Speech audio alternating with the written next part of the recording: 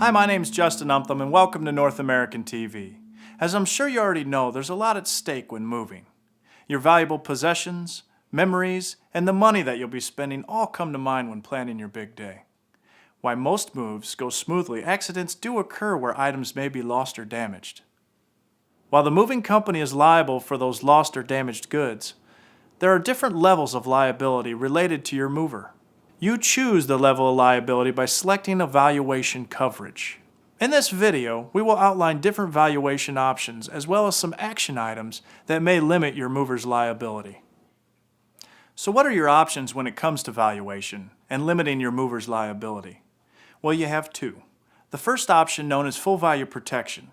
If you opt for full value protection, your mover is responsible for the replacement value of lost or damaged items that are unable to be repaired.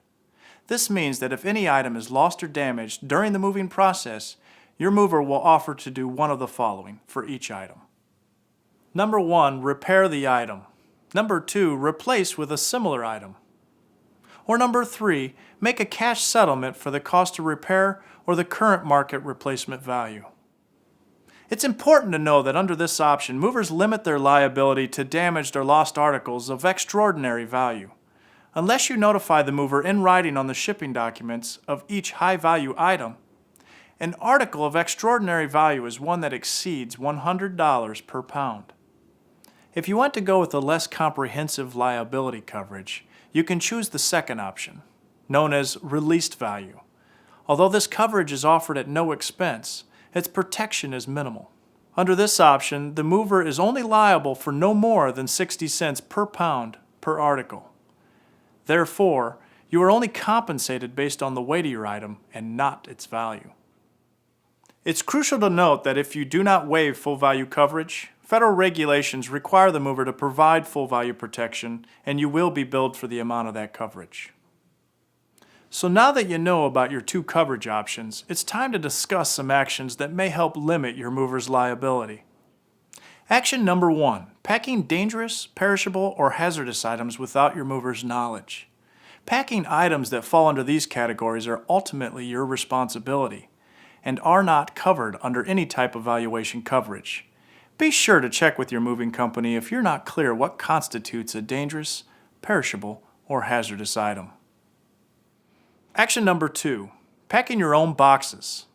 If you don't pack them correctly and your items end up broken, it'll be harder to establish a claim against the mover.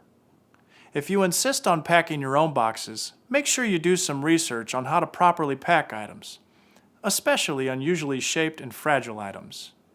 You should also purchase new boxes appropriate for the items to be packed, and note any damaged boxes on the delivery documents in order to establish the mover's liability.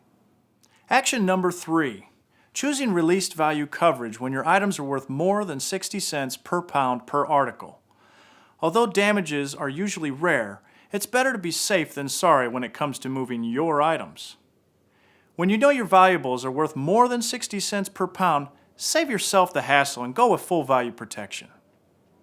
And lastly, action item number 4, not notifying your mover in writing about articles of extraordinary value. Without notifying your mover, they will have limited responsibility when it comes to covering these particular items.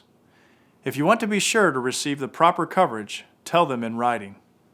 Now that you know what to avoid when it comes to liability coverage and the two options that are available to you, you can make smarter decisions when it comes to protecting your possessions throughout your move. Thanks for watching. With North American TV, I'm Justin Umtham, wishing you a safe and easy move.